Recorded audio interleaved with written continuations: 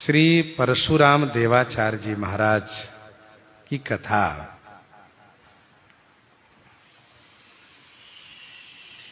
राजसी महंत देखी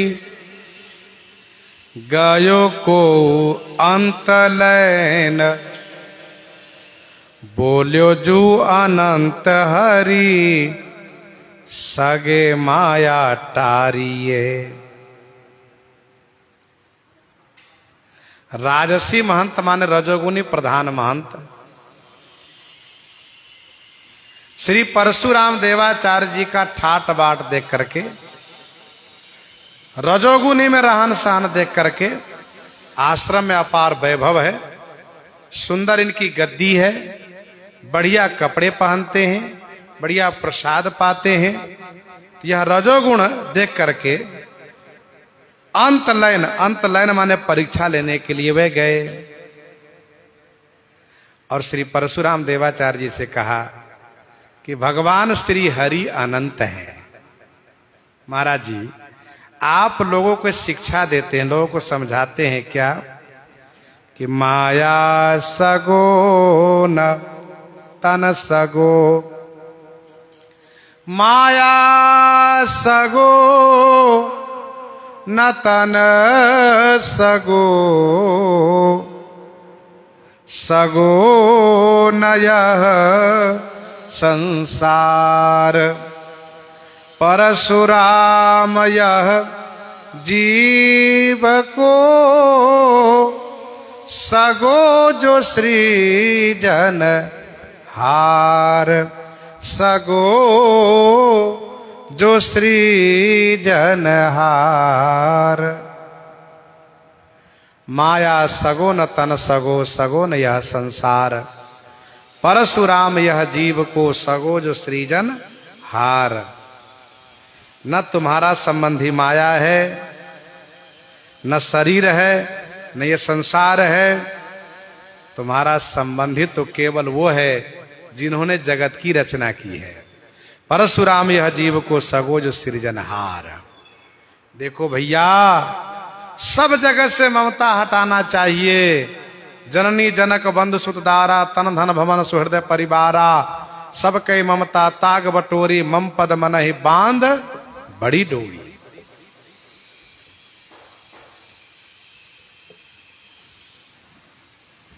और आप स्वयं इतने बड़े राशि ठाट बाट में रहते हैं, लोगों से कहते त्याग करो, और अपने इस प्रकार से राजसी ठाट बाट में रहते हैं। ध्यान दीजिएगा, बाहरी वेश देख करके किन्हीं को पहचानना बड़ा कठिन काम है कि ये संत हैं या नहीं।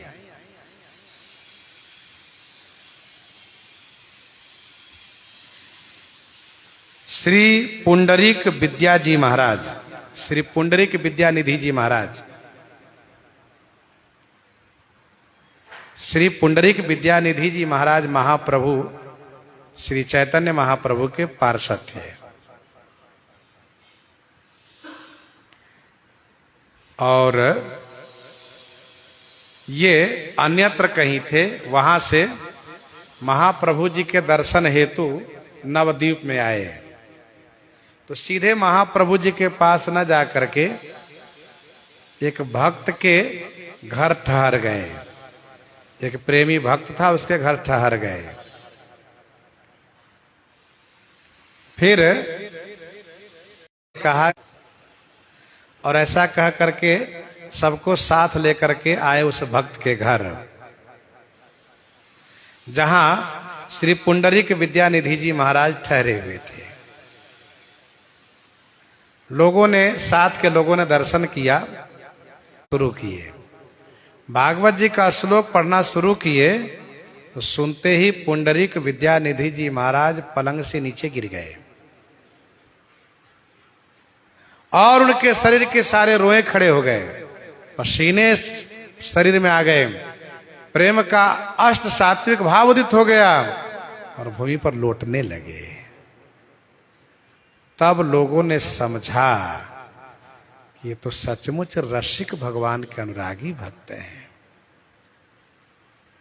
जिन लोगों में से कुछ ऐसे भी थे जिनके मन में उनके प्रति श्रद्धा हुई थी, उन्होंने इनका शिष्य बना, उन्होंने इनकी शिष्यता स्वीकार की, शिष्य बन गए वे।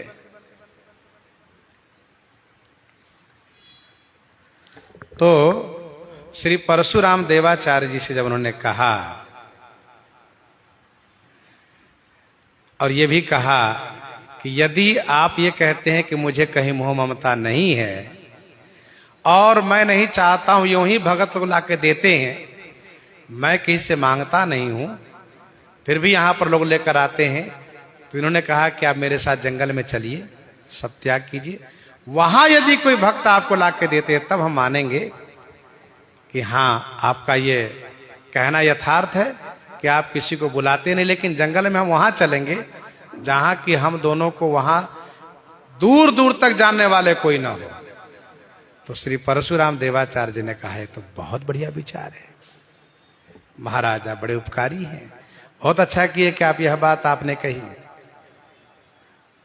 तो श्री परशुराम देवाचार्य जी ने यह कहा करके फिर कहा कि यदि अभी चलेंगे तो आश्रम के तमाम ऐसे सेवक लोग हैं, आश्रम के द्वारपाल है, वो जाने नहीं देंगे, अथवा जाएंगे तो साथ लग जाएंगे, इसलिए ठहरिए महाराज, रात्रि को चलते हैं। कहा ठीक है। मध्य रात्रि का समय हुआ, जब सब सो गए, चले संगवा के त्यागी पहिरी कुपी नयंग। मध्य रात्रि के समय में सब त्याग करके श्री परशुराम देवाचार्य जी एक कोपिन यानी लंगोटी पहन करके, सारे कपड़े रख दिए, उतार दिए, केवल लंगोटी और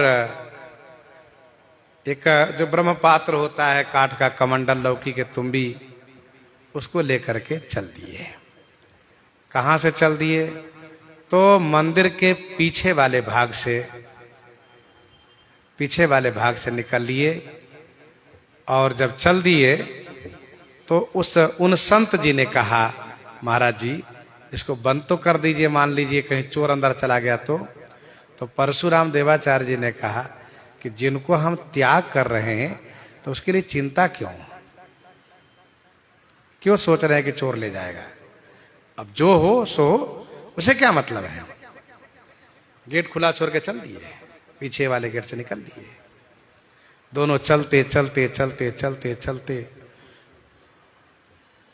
सुबह मध्य रात्रि के बाद चलते चलते दोपहर तक चलते रह गए।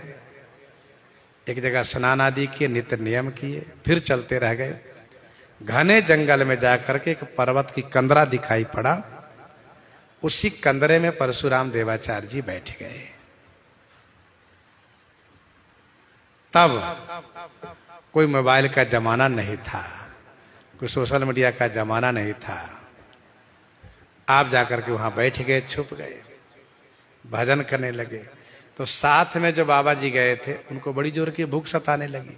उन्होंने कहा महाराज जी मुझे तो बड़ी जोर की भूख लग रही है। तो उन्होंने कहा मुझे तो भूख नहीं है। क्यों? कहीं ऐसा तो नहीं आश्रम छोड़ दिए इस शोक में? कहा नहीं, मुझे सचमुच कोई भूख वाली बात नहीं, भजन कर रहा हूं।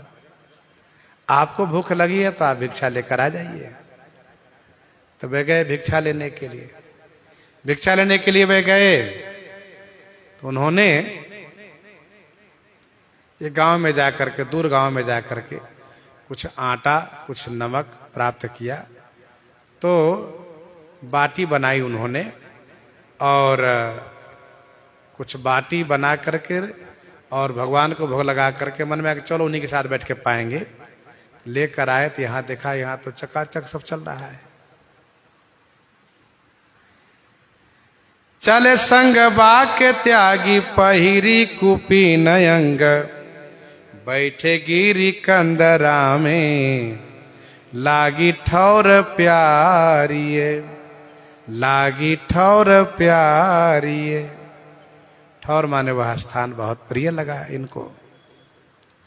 ताहा बन जारो आयो संपत्ति चढ़ाए दई।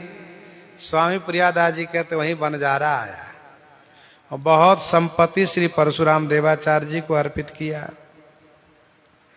और एक पालकी भी भेंट में दिया।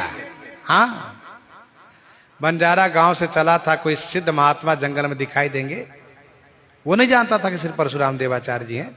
यह मान करके कोई अच्छे संत जब दर्शन देंगे तो मैं उनको ये अर्पित करूंगा, यह सोच करके वे आ गए और सब कुछ अर्पित कर दिए। और तब तक वे बेचारे बाटी बना करके यहां पहुंचे। देखा महिमा निहारिये, जाए लपटाए पाए भाव मैं न जान्यो कछु, आन्यो उर माझ आवे प्राण बारी डारिये। तुरंत वे महात्मा इनके चरण में लौट गए, कहा महाराज मुझे क्षमा कीजिए, आपके भाव प्रभाव को हम कुछ भी नहीं जान पाए। मेरे मन में तो ये बात आ रही है कि मैं आपके ऊपर अपना प्राण तक न्यौछावर कर दूं। इस प्रकार से बड़े ही भावुक होने लगे। और जो कुछ कथा है वो आगे श्रवण करेंगे इन्हीं के साथ। सीताराम सीताराम सीता राम सीताराम सीता।